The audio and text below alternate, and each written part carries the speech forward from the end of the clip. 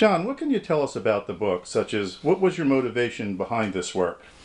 The motivation of the book was very simple. I found a bracelet that my mother-in-law had worn for over 20 years, POW MIA bracelet. I found it on 2 days before Christmas in 2009, and upon finding it, I Googled the gentleman, found him in Tucson, and because it was my mother-in-law, I had my wife call and see if he was still alive.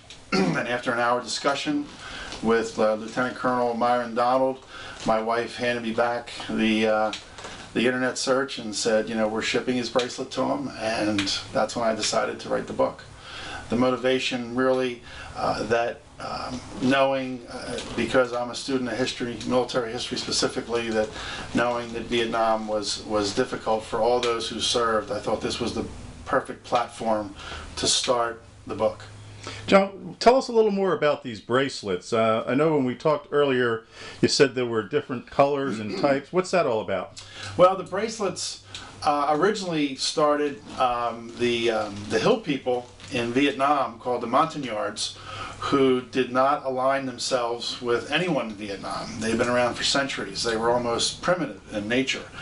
And our special forces guys in the Army would go in there and work with them, train them, because they used literally bows and arrows, train them to use small arms, and they became a fighting force in conjunction with the special forces against both the NVA and the Viet Cong, but mostly the NVA, I believe.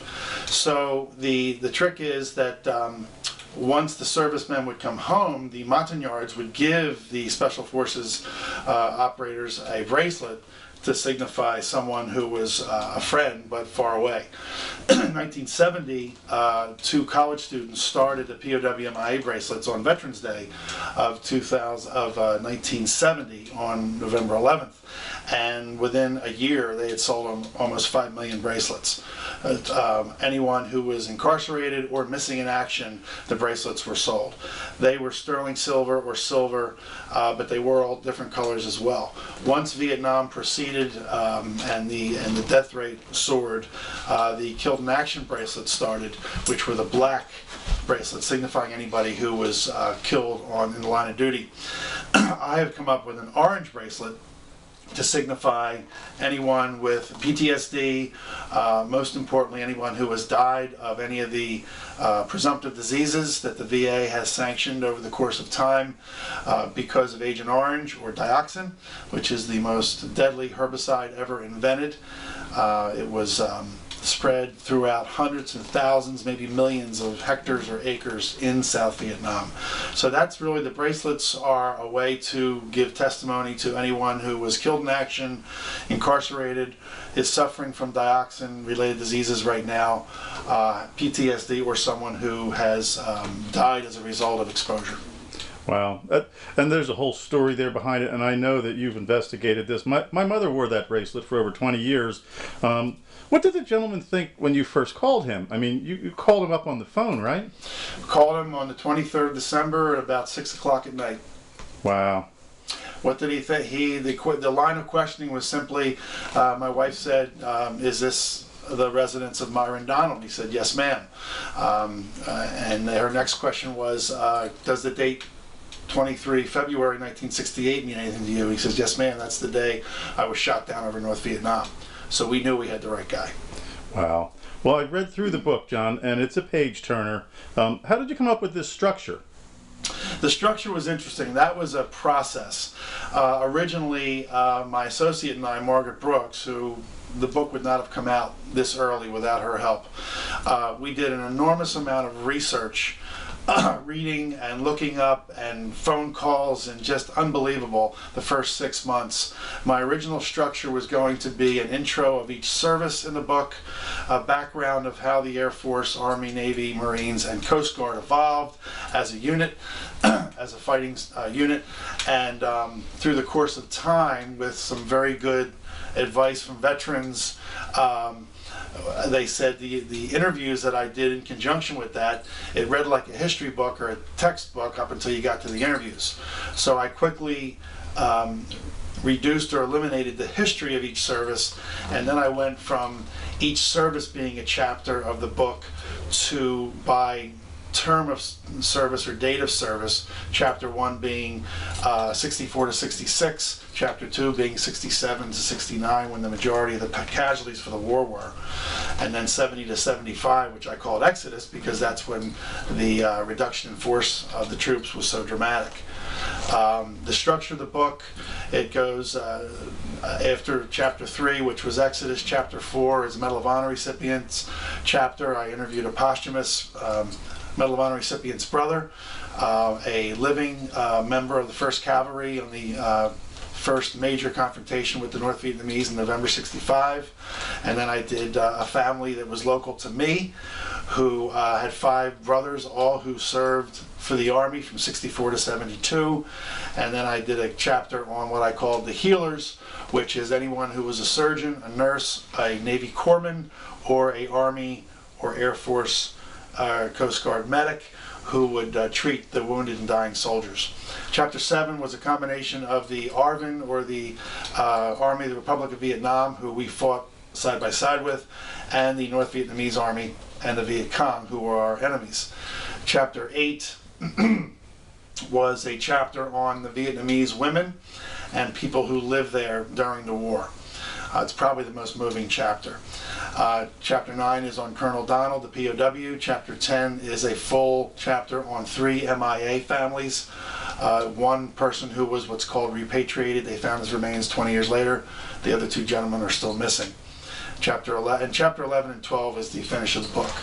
So that's really how I came up with the structure, and I think it's a good structure because everyone tells me it reads very well, and it's easy to read. I do closing comments on each chapter, and I do an introduction as to how I found each one of the servicemen. Well, John, you know, there's a lot of books about Vietnam, and you've been around different places in the country. What are you hearing back from the folks at the VFWs? What are they saying about your book? Why is this book different than all the other Vietnam books? Well, one of the testimonials I have is from a Marine, as they would called grunts when he first went in as an infantryman or a rifleman. And they called them grunts because literally the sound they made when they picked up their 60, 80, 100-pound rucksacks. He said it was a page turner, that he could not wait to get to the next story, but then he found himself reading too fast, he would slow down. He said he and so many other guys have said that you have a civilian writing a book on us. It's one thing that an in-service or an in-country vet writes about their own experiences with their veterans.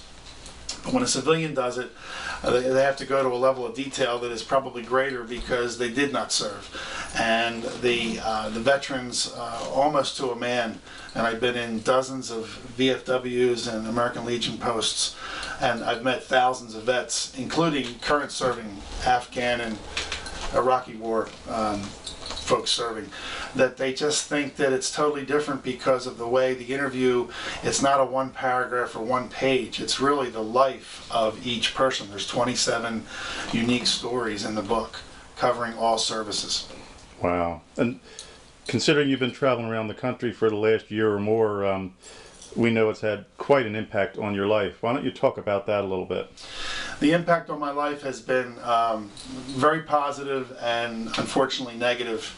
I'll do the negative first because it's been a major thorn in a family life, because I have not been able to deliver on my familial responsibilities with my wife as well as my children, my 2 girls who are both college graduates and both working full-time.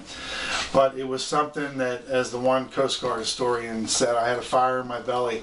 There's a reason I found that bracelet. There's a reason my mother-in-law wore that bracelet. There's a reason that everything has happened with this book. And if you look up intentionality, if you look up quantum physics or quantum mechanics, everything in the world is related. And it's from at a subatomic level. And this isn't me speaking, this is the scientists and the physicists and the chemists. The book, it just completely took me over. And because I've always wanted to write a book on, military history, and I couldn't get to the killer end of the Gettysburg book. This was where I had to go. The positive is it reinforces everything that I thought I knew, which was that civilians cannot comprehend what combat or what serving their country and taking the oath of enlistment does to a person. And you don't have to support the war, you support the folks who fight it or are there to support us and step in when they need to. As long as the curtain's up on the world stage of warfare, you know, our people are there to defend for us, and we have a lot of problems, but our country is the best place in the world to live, and we have to thank the servicemen and women who have served in the past and currently serve that we have those freedoms. Well, you know, John, we can tell that comes from the heart. And if people want to get a copy of your book, I know you are going to be going out and doing some book signings. Can you talk about that a little bit? How can people meet you, and how can they get your book? Well, I'm going to have a website up soon. It'll be www.johnsiegfried.net. That's Siegfried. It's like Siegfried and Roy, with the Siegfried line from World War II. On that website, you will have many, many links to many different veteran organizations, as well as every format to order the book, whether it would be barnesandnoble.com or amazon.com. I am giving the book away for $1.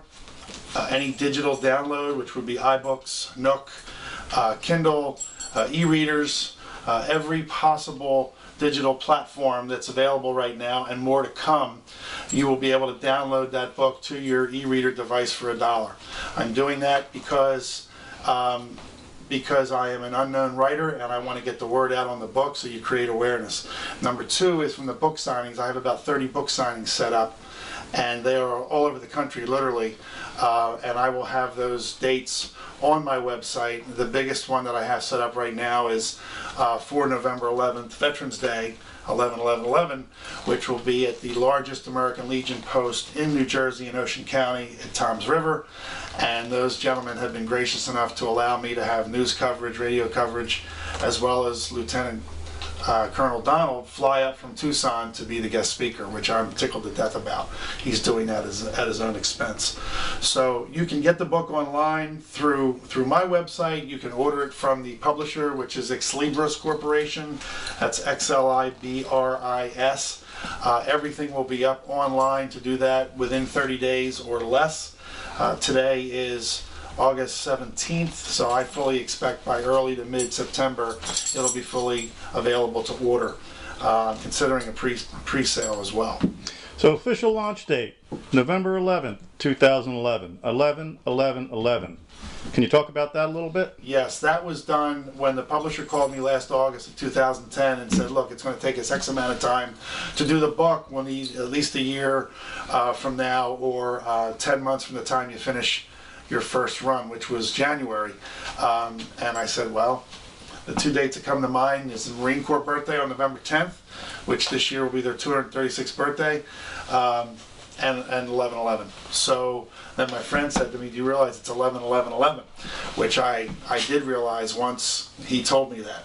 So I thought that was what a better, what better day in the year to honor our veterans than on the day that honors them. And in addition to that, there's from a sidebar, there is a congressional bill that's in the process of being passed where March 29th will become Vietnam Veterans Day, to be celebrated every year. President Nixon is the one that originally wanted that date. That was the date that we decided to, on the first withdrawal of 1969 or 1970. And Congress did not implement it for a lot of reasons, but that was his call, and there's people that want to reinstitute that. So that'll be a very, 40 years late, but that's what I wanted to bring to everybody's attention. Cool. Well, I see it looks like a copy of the book there on the couch beside you. Let's take a look at that, let people know what it looks like. Give us that title one more time and we'll sign out. The title is 6 Degrees of the Bracelet. Vietnam's Continuing Grip. The 6 Degrees of the Bracelet is taken from the 6 Degrees of Separation, which was a tenet that was written back in the late 19th century by a writer and poet who premised that everyone in the world was connected. I don't have the work that he did offhand, but 6 degrees of separation means that everybody is connected within 6 steps. Because the Vietnam War was considered by many a bracelet war because of the POWs and the missing in action that were going for years. The bracelet is a connector to all those who have served, who were interned, because of the number of bracelets out and what they signify that I believe I spoke about earlier. And it is a common thread amongst all the interviews, and I've dedicated a fallen soldier or a missing in action or current soldier who has PTSD or Agent Orange afflictions, have dedicated a chapter to each and every one of those men. Wow. So look for it, November 11th, 2011, 6 Degrees of the Bracelet, Vietnam's Continuing Grip. John Siegfried, author, thanks for spending time with us today. Good luck on your road show and your book signings, and tune in later to see how things go. Thank you.